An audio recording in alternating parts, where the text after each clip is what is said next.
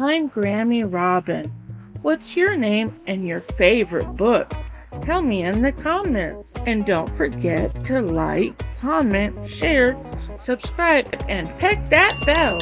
Let's read Substitute Groundhog by Pat Miller. The day before Groundhog Day, Groundhog woke up sick. His muscles ached and his throat hurt. Groundhog felt so awful he went to see Dr. Owl. "You have a bad case of flu, you do," said Dr. Owl. "You need hot clover soup and bed rest for 2 days." "How many?" asked Groundhog. Two, hooted Dr. Owl. But Groundhog Day was tomorrow. Groundhog couldn't let everyone down because he was too sick to do his job. He tried to think of something. On his way home to bed, Groundhog passed the Hidey Hole diner. He saw want ads for all the neighborhood animals tacked to a nearby tree. Skunk was looking for a roommate again. Mr. and Mrs. Duck were returning north and had their nest for rent. "I know what I'll do," Groundhog thought. "I'll advertise for a substitute groundhog." By 10 o'clock, a line of animals waited to try out. "Great," said Groundhog with a sneeze. "Surely one of you can do Groundhog Day for me." Mole was first. "You have to go down in my hole," Groundhog told Mole. "It's pretty dark down there." "No problem," said Mole. "My own hole is even darker." Mole got comfortable underground. "Now come up and look for your shadow," Groundhog shouted. Mole peeked over the edge. His little eyes squinted. "Well, Mole, what do you see?" Mole spoke to a tree. "Is that you, Groundhog?" Groundhog blew his nose. "This won't work. I need someone who sees well." "I can see well," said a voice from high overhead. Groundhog looked up and saw Eagle. Eagle swooped down. "From that mountain ledge, Groundhog, I could see a bit of owl feather stuck in your fur. I'd say you have been to Dr. Owl recently." "Wow, then surely you will have no trouble seeing your shadow," said Groundhog. "Climb down in the hole and let's practice." "Climb down," said Eagle. He looked at the entrance to the hole.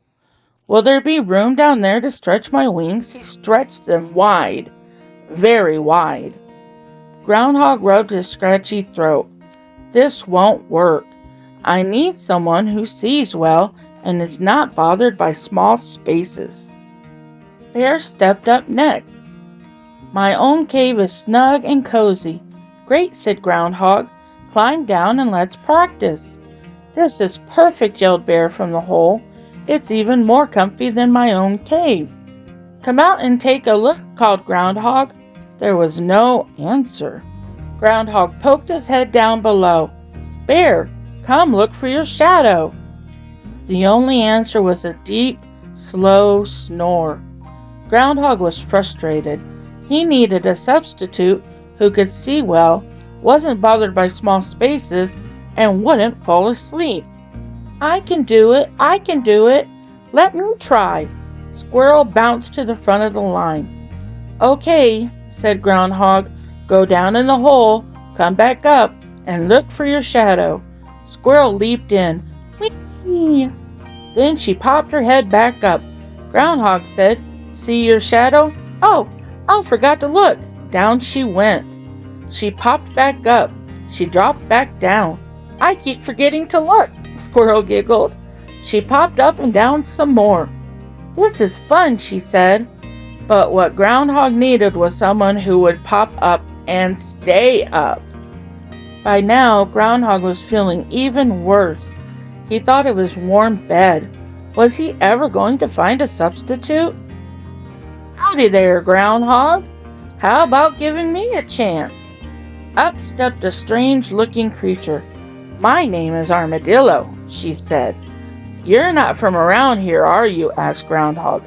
"Nope, I'm from Texas, visiting my cousin Badger," she said. "But I can do this job. I live in a hole. I like small spaces. I see my shadow just fine, and I will pop up and stay up. Groundhog wasn't so sure. Armadillo was a stranger from far away. What did she know about the weather here? But she did have all the qualifications for the job. "All right," said Groundhog. "Let's see how you do." Armadillo climbed down into Groundhog's hole. She poked her head up and looked around. Sure enough, she saw her shadow. "If that happens tomorrow, tell folks that winter will drag on. But if you don't see your shadow tomorrow, spring will come early." "Got it," said Armadillo. "I think you're just the substitute I've been looking for," said Groundhog. "You're hired." "Thanks," said Armadillo. They shook paws. Then Groundhog climbed down his hole into bed. He sipped warm clover soup.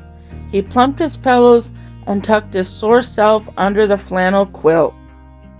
The next morning the animals gathered early to hear what Armadillo would say. It was cold and crisp as the sun peeked over the forest. Badger served hot chocolate. Squirrel bounced and cheered for Armadillo. Eagle flew high above the trees. Muddy Mole looked sleepy, and Bear was still in bed.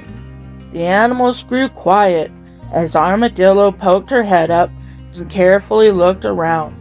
There on the ground, she saw the shadow of her tiny ears and pointy nose.